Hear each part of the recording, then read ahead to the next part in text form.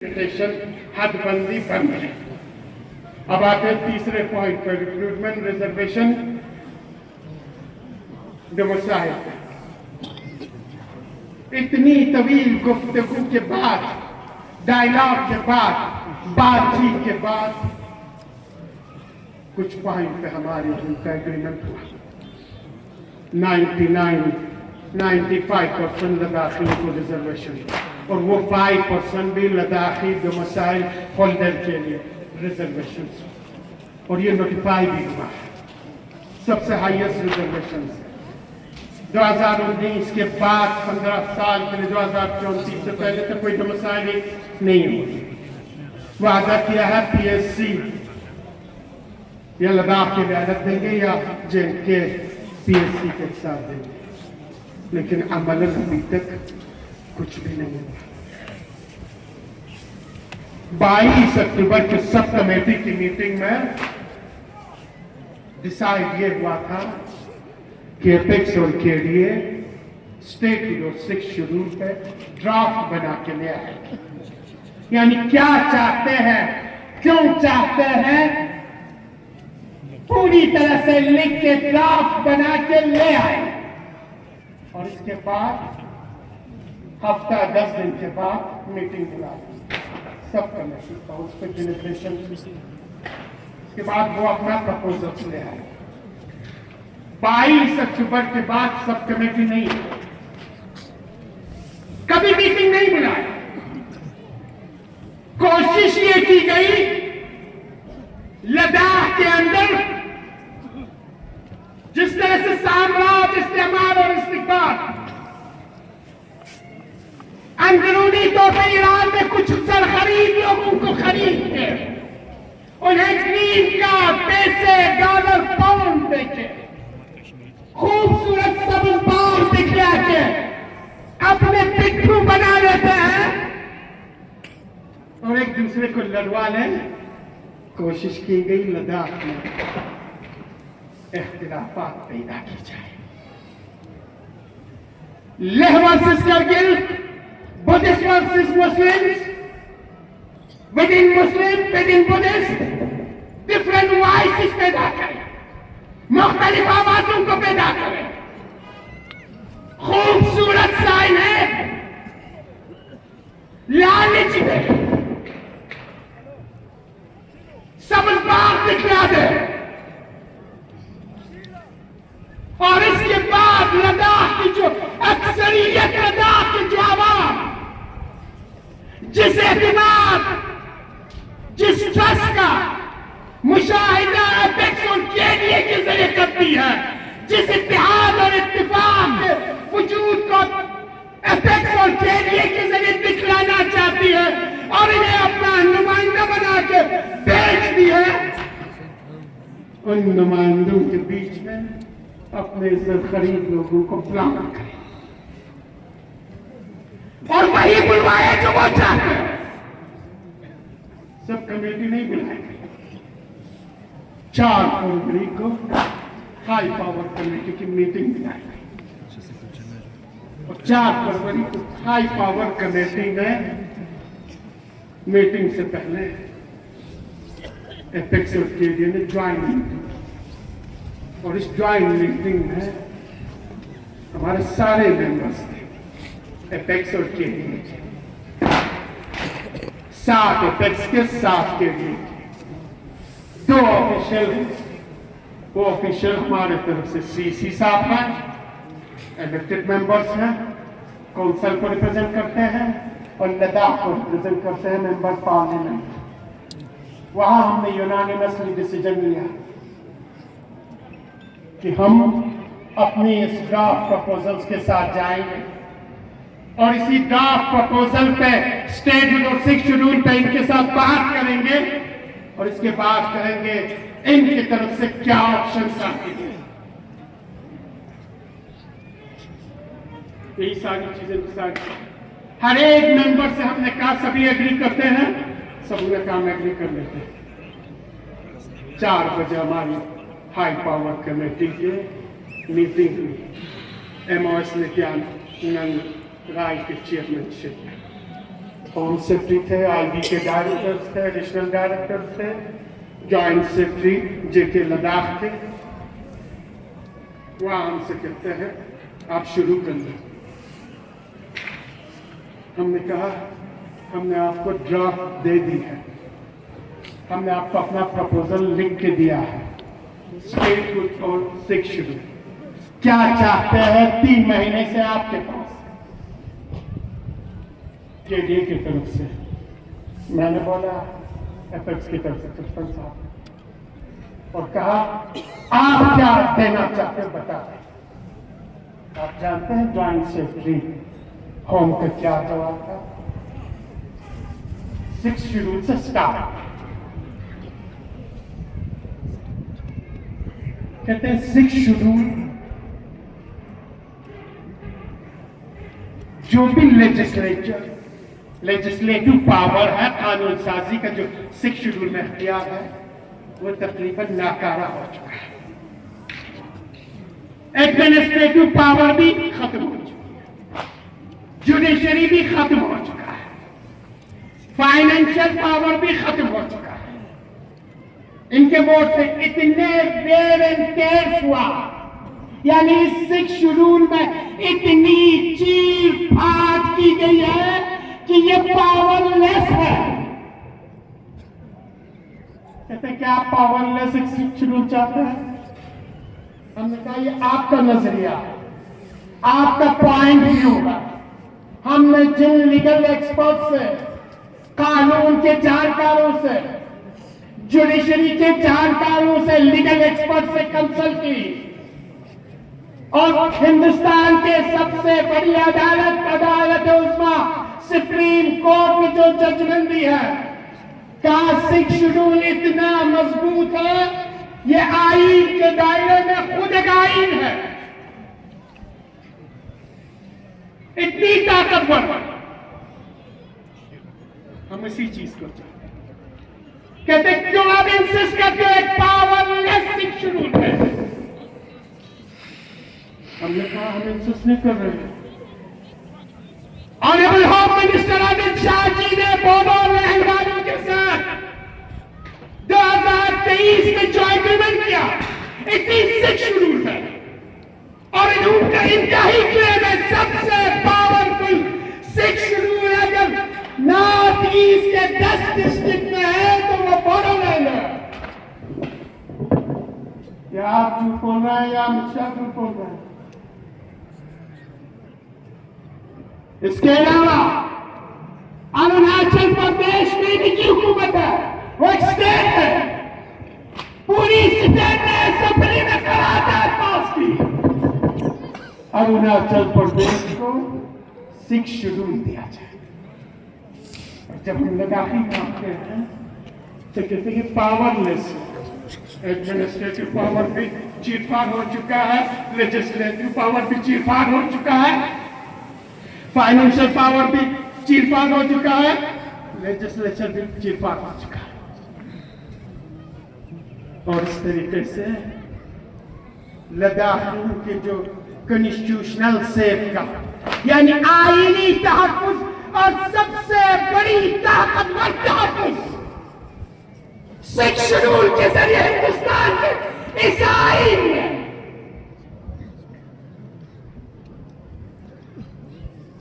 अम्बेडकर जी और उसके constitution assembly ने दी है ट्राइबल लोगों को।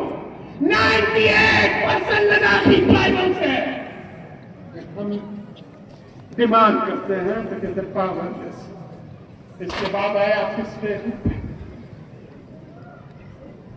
स्टेट ग्रुप पे इनका एक आर्ग्यूमेंट है और वो आर्ग्यूमेंट जानते हैं क्या है?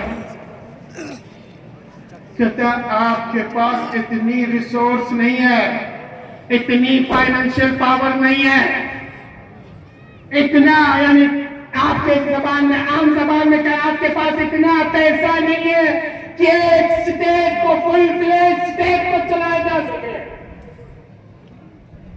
और कहते हैं हिंदुस्तान दूसरे जगहों पे दूसरी रियासतों को ग्राम अगर देती है, ना देती है तो सिर्फ के लिए देती है, रेवेन्यू कंपोनेंट में कुछ नहीं देती है। और जब हमने इन चीजों के जवाब देने के लिए इनको कहा हमारे लीगल एक्सपर्ट बाहर बैठे हुए बुला लें, तो कहते नहीं बुला सकते। फिर हमें पूरी लीगल सेल को बुलाया। इतनी सफेद झूठ उस बड़ी मीटिंग में बोल के जब हमने चेक करके देखा तो नॉर्थ ईस्ट स्टेट को रेवेन्यू कंपोनेंट में यानी सैलरी में, पेंशन में, तनख्वाह में, ग्रेजुएटी में, जीपी में 40%, 50%, 60% ग्रामीण देती है। हिंदुस्तान में कोई रियासत नहीं है जहां कैपेक्स और रेवेन्यू सेक्टर में ग्रामीण नहीं देती है। और जब लद्दाख पे आए तो कहते नहीं हो सकते। कहते आप दो चीजें मांग रहे हैं, आप स्टेटहुड और सिक्स शेड्यूल,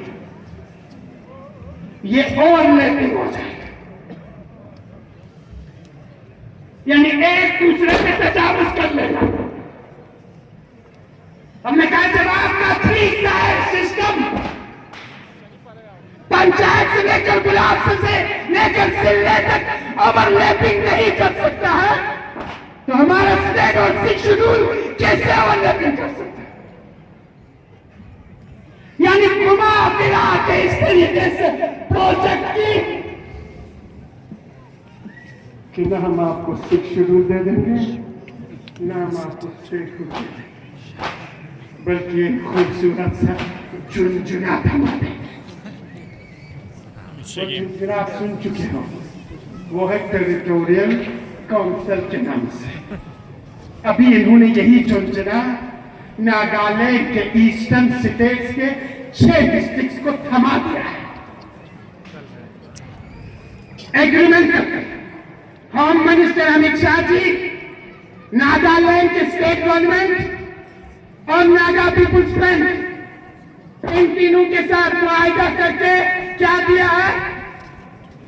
वो दी है फ्रंटियर नागालैंड टेरिटोरियल अथॉरिटी, यानी हमारी इस कौंसिल के शक्ल को रिब्रांडिंग करके, रीनेमिंग करके,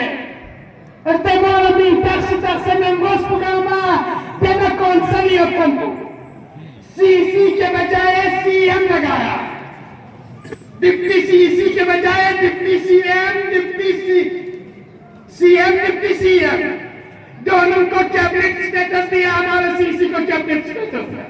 यहाँ पे 30 मेंबर है, वहां 40 मेंबर दिया है।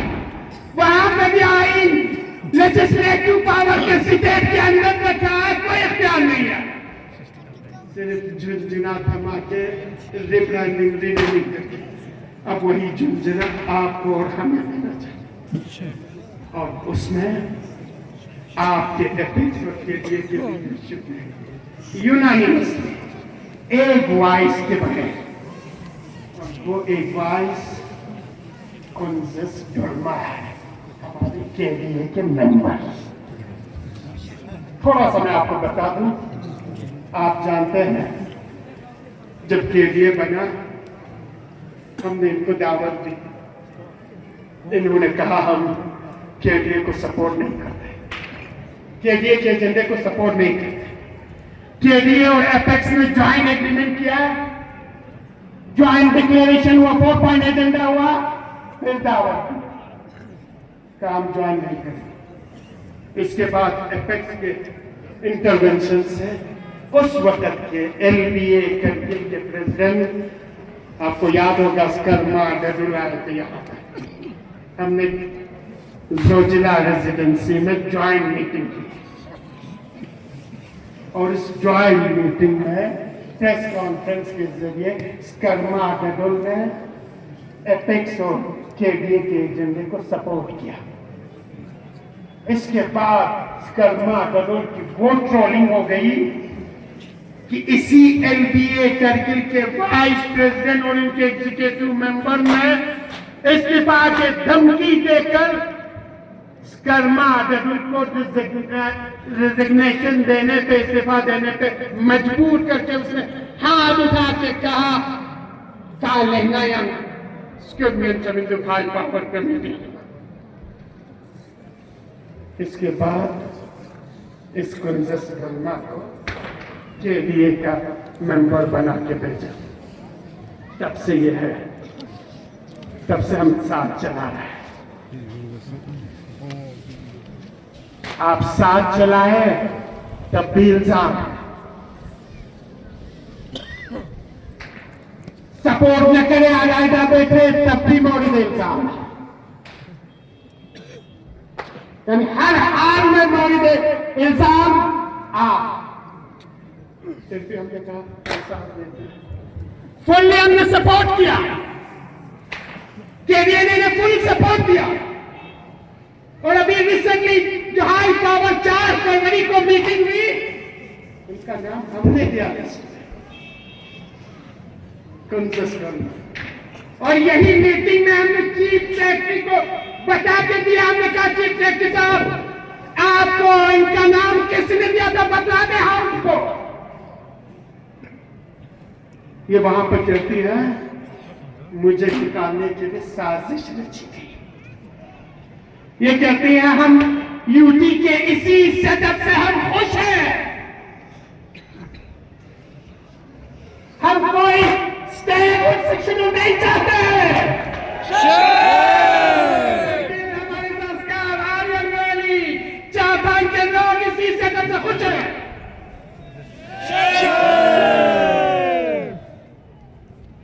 और आज आप लद्दाख के लोगों ने कुंजस जुल्मा को बतला दिया। और एक चीज में खुलेआम यहां से बता देना कि अच्छी तरह आप सुन लें, हम किसी के जात के खिलाफ नहीं है।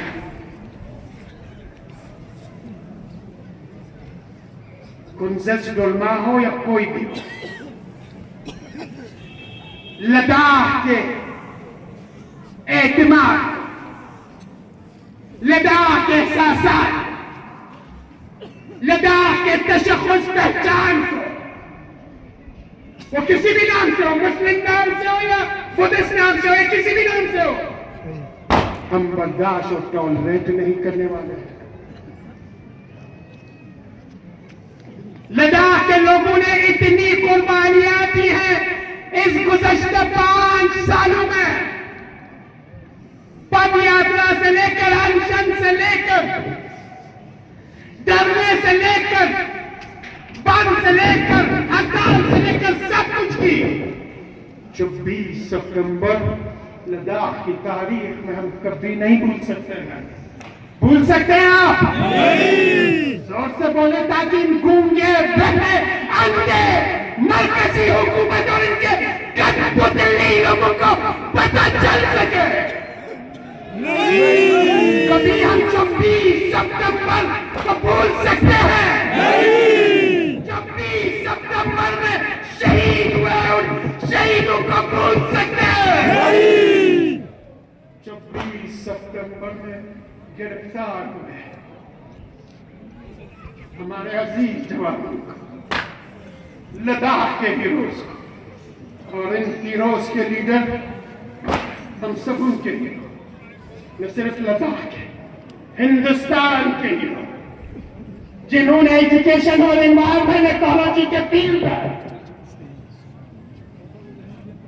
अपनी जिंदगी लगा दी।